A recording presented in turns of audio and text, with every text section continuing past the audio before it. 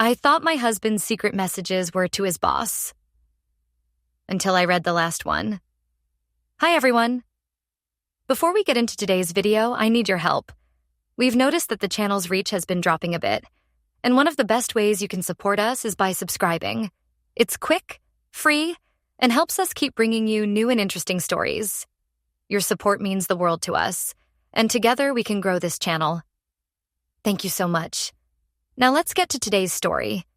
I'm writing from a temporary account for obvious reasons, and I've changed some details to protect my anonymity. I used to brag about my husband's work ethic. When friends would complain about their partners being lazy or unmotivated, I'd smile with quiet pride and talk about how dedicated Michael was to his career. How he'd stay up until midnight finishing presentations. How his boss relied on him for everything. How he was always just one promotion away from making partner at his firm. I was proud. I was supportive. I was so incredibly stupid. Let me take you back to when things still made sense. Before that night when I picked up his phone and watched my entire world crack down the middle like cheap glass. We met 8 years ago at a networking event. I was working in human resources for a mid-sized tech company, and Michael had just been hired as a senior account manager at a consulting firm downtown. He was ambitious, charismatic, the kind of man who could walk into a room and make everyone feel like they'd known him for years. When he talked about his career goals, his eyes would light up with this intensity that I found magnetic. Our courtship was a whirlwind. Dinners at restaurants he could barely afford. Weekend getaways squeezed between his work commitments. Late-night phone calls where he'd tell me about his day in exhaustive detail. He made me feel like I was part of his journey, like we were building something together. We got married 2 years later in a beautiful ceremony that his firm partially sponsored. His boss at the time, Gerald, even gave a toast about what an asset Michael was to the company. I remember feeling so lucky, so secure in the knowledge that I'd married a man who was going somewhere. The first few years of marriage were good, great even. We bought a small house in the suburbs, nothing fancy but ours. We talked about having kids someday, once Michael's career stabilized. We had routines: Sunday morning pancakes, Thursday night movie marathons, the comfortable rhythm of two people building a life. But Michael's job was always present, hovering over us like a third party in our marriage. And I accepted it. I understood it. This was what success looked like, I told myself. This was the price of ambition. He'd always worked long hours, but I noticed them getting longer about 3 years into our marriage. He'd leave at 7 in the morning and sometimes not return until 9 or 10 at night. When I'd ask about his day, he'd sigh heavily and say it had been brutal, that his boss was demanding, that there was a big client they were trying to land. The weekend work started gradually. First, it was just checking emails on Saturday morning.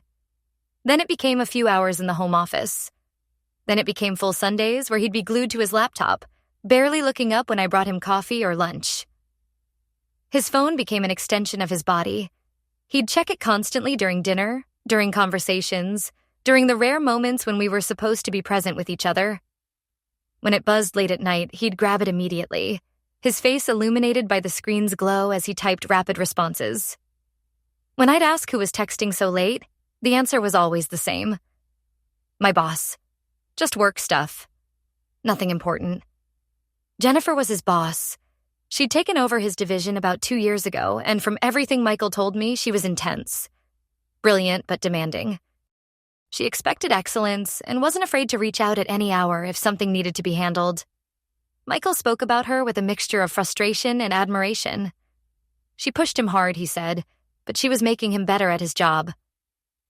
I never met Jennifer. There were company parties and events, but Michael always had an excuse for why I shouldn't come.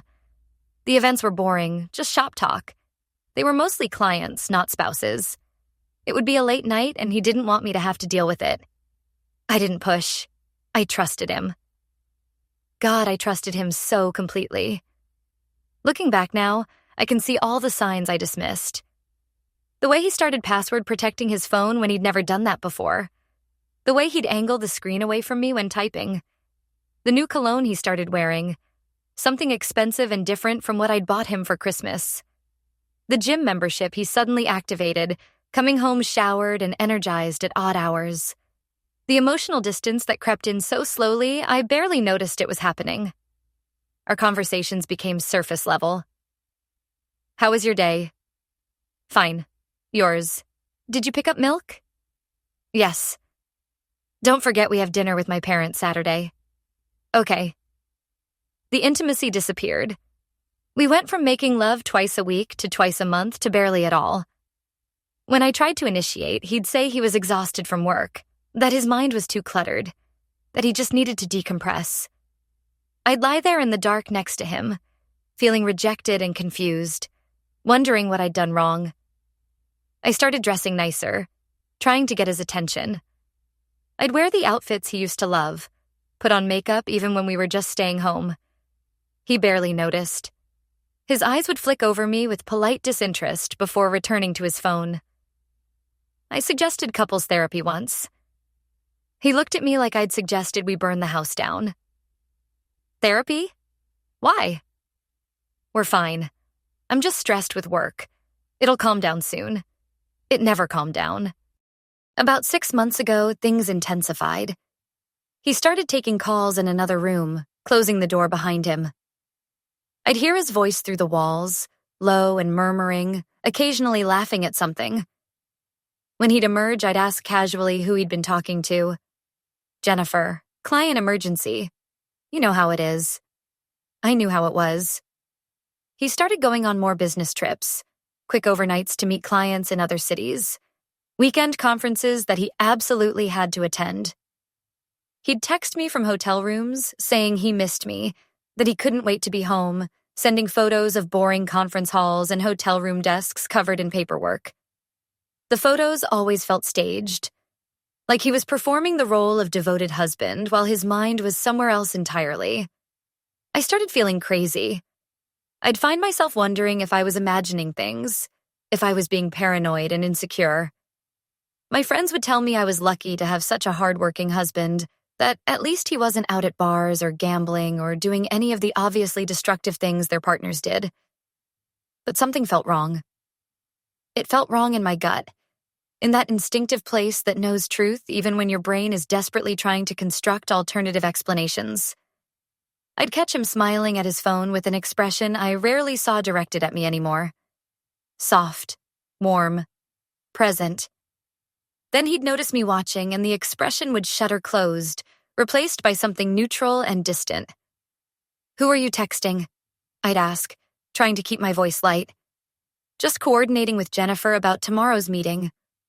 Always Jennifer. Always work.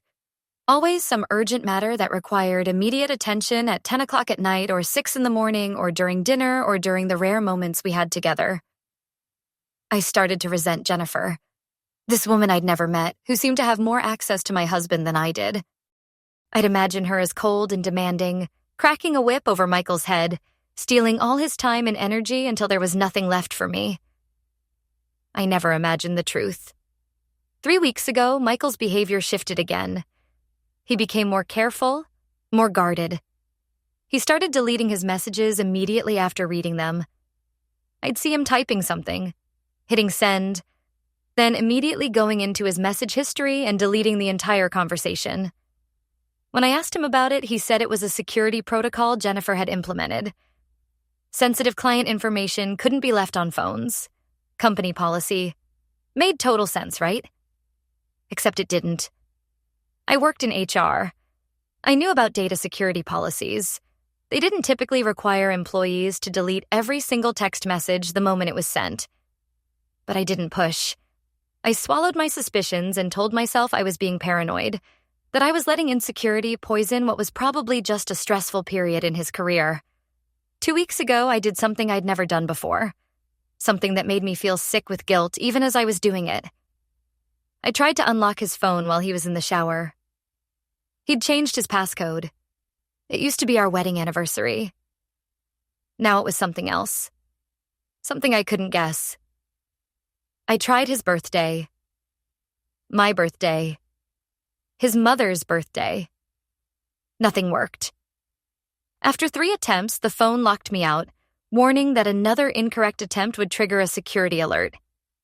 I put it back on the nightstand and walked away, my hands shaking, feeling like I'd crossed some line I couldn't uncross. That night, I couldn't sleep. I lay next to him in the dark, listening to his steady breathing, wondering who he was. This man I'd married, who I'd built a life with, suddenly felt like a stranger wearing my husband's face. Who was he texting at all hours? What was he deleting? Why did he need a new passcode, new cologne, new habits that all seemed designed to create distance between us? I wanted to wake him up and demand answers. I wanted to scream at him that I knew something was wrong, that I wasn't stupid, that he needed to tell me the truth. But I didn't. I lay there in silence, feeling my marriage dying by inches, too afraid to reach out and confirm what I already suspected in my bones. The next morning, Michael was cheerful, almost aggressively cheerful. He made me coffee, kissed my forehead, told me he loved me. It felt like a performance, like he was checking boxes on a list titled, "How to be a good husband." "I'm going to be late tonight," he said, straightening his tie in the mirror. "Big presentation for Jennifer. Might not be home until 10 or so." "Okay," I said, my voice hollow. "Good luck." He kissed me again and left. I watched him walk to his car through the kitchen window, watched him pull out his phone the moment he thought I couldn't see him anymore, watched his face transform into that soft, warm expression as he typed something to someone who wasn't me. I called in sick to work that day. I couldn't face pretending everything was normal. Instead, I sat on the couch in my pajamas, staring at nothing, feeling like I was going insane. I needed to know. One way or another, I needed to know the truth, even if it destroyed me. That's when I started planning. Not anything elaborate or dramatic. Just waiting, watching, looking for an opportunity to see what Michael was hiding. The opportunity came last Tuesday night. Michael had been up late working in the home office. I'd gone to bed around 11, exhausted from another day of walking on eggshells, wondering if my husband was cheating on me or if I was losing my mind. I must have fallen asleep because when I woke up, the house was dark and Michael was in bed next to me, snoring softly. The clock on my nightstand read 2:47 a.m.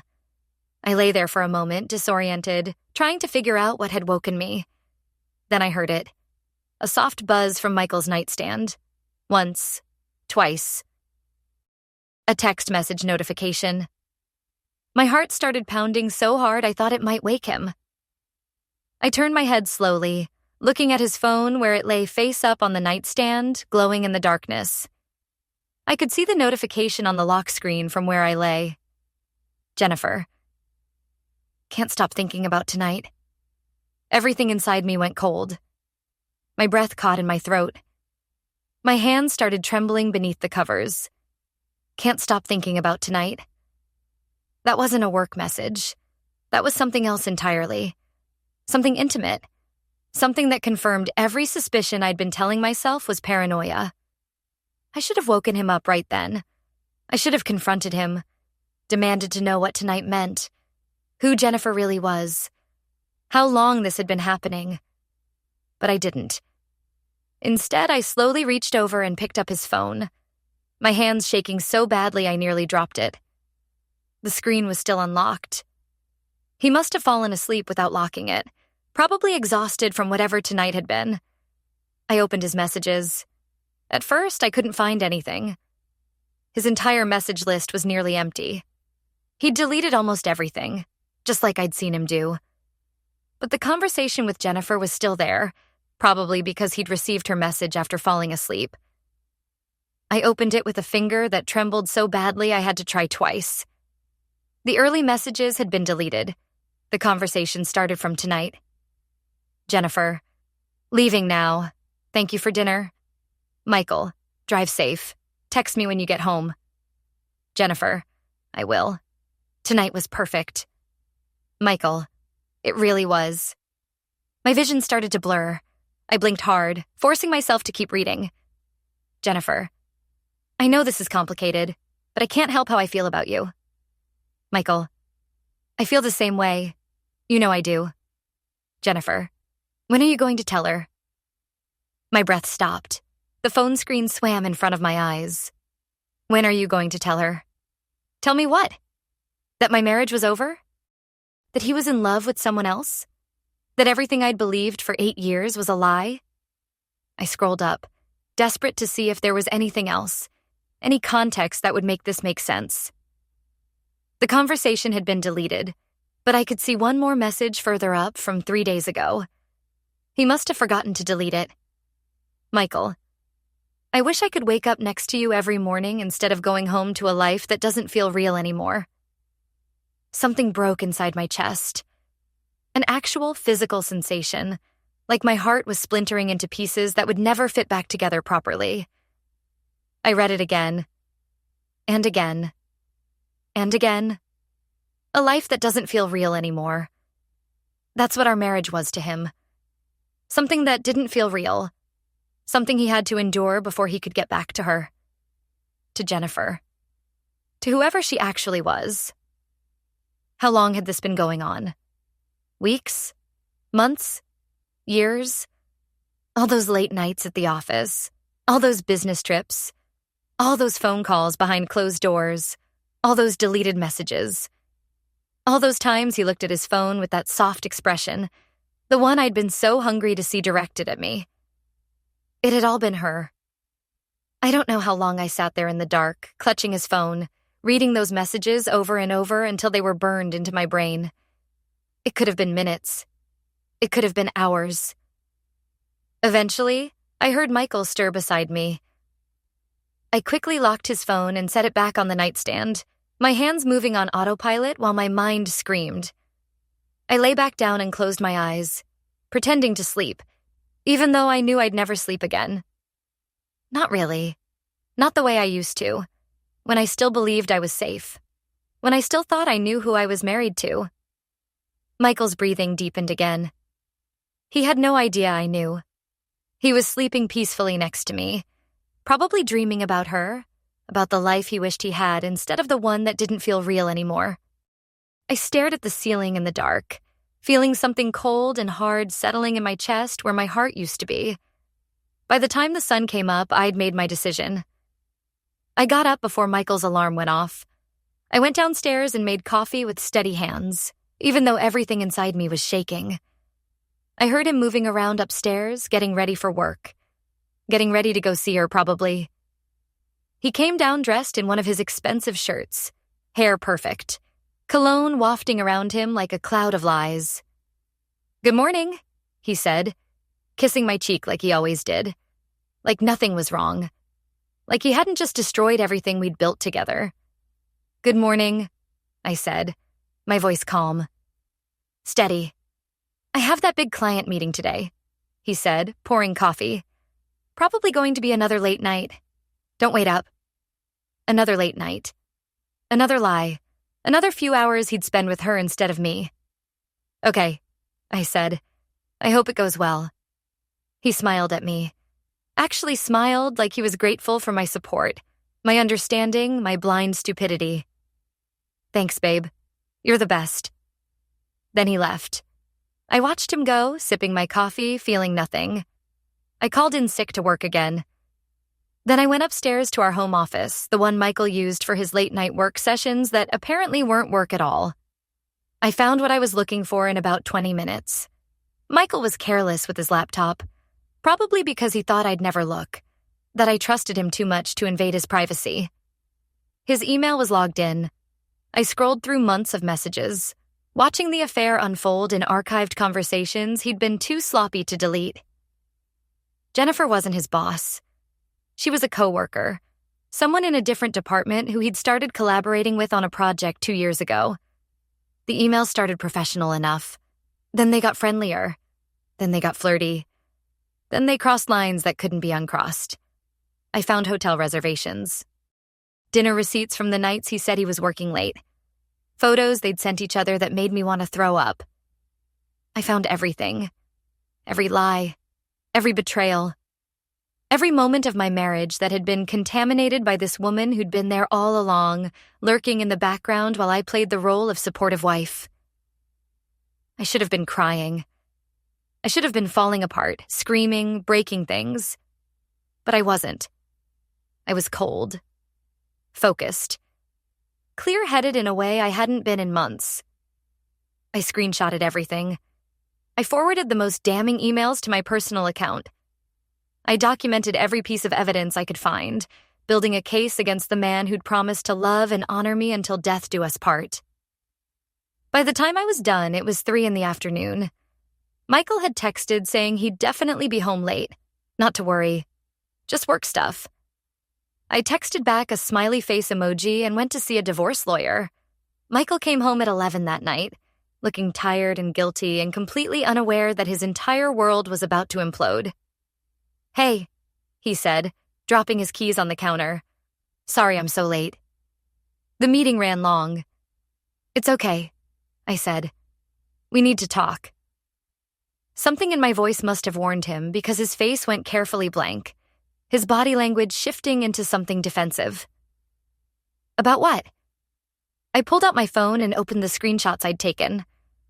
I held it up so he could see his own words staring back at him. "About Jennifer." I watched the color drain from his face. Watched him open his mouth and close it again, searching for an excuse, a lie, anything that would make this go away. "It's not what you think," he finally said, and I almost laughed at how cliché it was. "Really?" "Because I think you've been having an affair for 2 years. I think every late night, every business trip, every deleted message was you choosing her over me. I think our marriage has been dead for a long time, and I was too stupid to see it." Michael took a step toward me, hands raised like he was approaching a wild animal. "Please, let me explain." "Explain what?" "That you wish you could wake up next to her every morning instead of coming home to a life that doesn't feel real anymore?" I read the messages, Michael. All of them. I saw the emails. I know everything. His face crumpled. For a moment, I thought he might cry. Part of me wanted him to. Part of me wanted to see him hurt the way I was hurting. But then his expression hardened. The guilt disappeared, replaced by something cold and angry. "You went through my phone? My private messages?" "Yes, I did. Because my husband was lying to me every single day and I deserved to know the truth." "You had no right," he said, his voice rising. "That's my privacy. You violated my trust." "I violated your trust?" The words came out as a laugh, sharp and brittle. The sheer audacity of him trying to make me the villain in this story was almost impressive. "You destroyed our marriage. You lied to me for 2 years. You made me feel crazy for suspecting what was right in front of my face. And you're angry at me for finding out?" Michael ran his hands through his hair, pacing the kitchen like a caged animal. "It just happened, okay? I didn't plan it. Things with you and me, they'd been distant for a while. We weren't connecting anymore. Jennifer understood me in ways you didn't. Because you let her," I said quietly. "You chose to confide in her instead of me. You chose to have dinner with her instead of coming home. You chose to delete messages and lie and sneak around instead of being honest about what was happening in our marriage. What was I supposed to do? You were always so supportive, so understanding. How was I supposed to tell you I wasn't happy? By telling me. By going to therapy. By doing literally anything except having an affair. We stood there staring at each other across the kitchen, strangers wearing the faces of people who'd once promised forever. "I've already seen a lawyer," I said. "I'm filing for divorce. I'm keeping the house. You can pack a bag and leave tonight, or you can sleep in the guest room and leave in the morning. I don't care which. But this marriage is over." Michael's face went through several emotions at once. Shock, anger, something that might have been regret. "You're serious. Completely. What about counseling? Trying to work through this?" I laughed again, that same brittle sound. "You should have thought of that before you spent 2 years fucking your coworker." He flinched at the crudeness of it, at hearing it said out loud in such blunt terms. "Fine," he said finally, his voice hard. "Fine. If that's what you want, it's not what I want. It's what has to happen. You made that choice. Now you get to live with it. Michael grabbed his keys and his phone and walked toward the door. Then he stopped, turned back to me. "For what it's worth, I'm sorry. I never meant to hurt you." "But you did," I said. "And sorry doesn't fix that." He left. I heard his car pull out of the driveway, listened to the sound of the engine fading into the distance. Then I was alone in the house we'd bought together, surrounded by the life we'd built, all of it meaningless now. I didn't cry that night. I'd done all my crying over the past few months, grieving a marriage I didn't even know was already dead. Instead, I poured myself a glass of wine, sat on the couch, and felt nothing but a strange sense of relief. It was over. The lies were over. The gaslighting was over. The feeling of going crazy while everyone told me I was lucky was over. I knew the truth now. And the truth, as brutal as it was better than living in a comfortable lie. The divorce was ugly. Michael tried to fight me on the house, on the settlement, claiming I was being vindictive. His lawyer painted me as unstable, jealous, invasive. They tried to make my looking at his phone a bigger violation than his 2-year affair. But I had evidence. Emails, screenshots, hotel receipts charged to our joint credit card, a paper trail of betrayal that was impossible to deny. The judge was not sympathetic to Michael's claims about privacy violations. 3 months later, it was final. Michael moved in with Jennifer. I heard through mutual friends that he told people we'd just grown apart, that it was mutual, that these things happen. He never told anyone the truth, never admitted what he'd done, never took responsibility for blowing up our marriage for someone else. But I didn't need him to. I knew. And that was enough. It's been 6 months now since that night I picked up his phone and read those messages. 6 months since my world fell apart, and I had to rebuild myself from scratch. Some days are harder than others. Some days I wake up and forget for a moment that I'm alone, that my marriage is over, that everything I'd planned for the future has to be reimagined. But most days I'm okay. Better than okay, actually. I'm learning who I am without Michael, without the constant anxiety of wondering why my husband doesn't seem to love me anymore, why he's always distant, why nothing I do is ever enough. Because it wasn't about me. It was never about me. It was about his choices, his lies, his willingness to betray someone who'd loved him with her whole heart. I've started therapy. I've reconnected with friends I'd neglected while trying to be the perfect supportive wife. I've redecorated the house, removing every trace of him until it feels like mine instead of ours. I'm not looking for another relationship. Maybe someday when I'm ready. But right now, I'm focusing on healing, on rebuilding, on learning to trust my instincts instead of ignoring them. Because I knew. Deep down, I always knew something was wrong. I just didn't want to believe it. I've learned that love isn't enough. Trust matters. Honesty matters. Respect matters. And when those things are gone, when someone chooses to lie to you every single day while making you feel crazy for suspecting the truth, you owe it to yourself to walk away. Even when it hurts. Even when it means starting over. Even when it shatters everything you thought you knew about your life. I thought those messages were to his boss. I thought my husband was just a workaholic. I thought I was being paranoid and insecure. Until I read the last one and realized I'd been living a lie for 2 years. The truth broke me. But it also set me free. And now I'm rebuilding. One day at a time. One step at a time. Learning to be whole again without someone who only pretended to love me while wishing he was somewhere else. If you're reading this and something feels wrong in your relationship, trust that feeling. Don't gaslight yourself into ignoring red flags because you're afraid of what you might find. The truth might destroy you. But living a lie will destroy you slowly, piece by piece, until there's nothing left of who you used to be. I choose the truth now. No matter how painful. No matter what it costs. Because I deserve better than someone who makes me feel like I'm not enough while he gives his heart to someone else. We all do.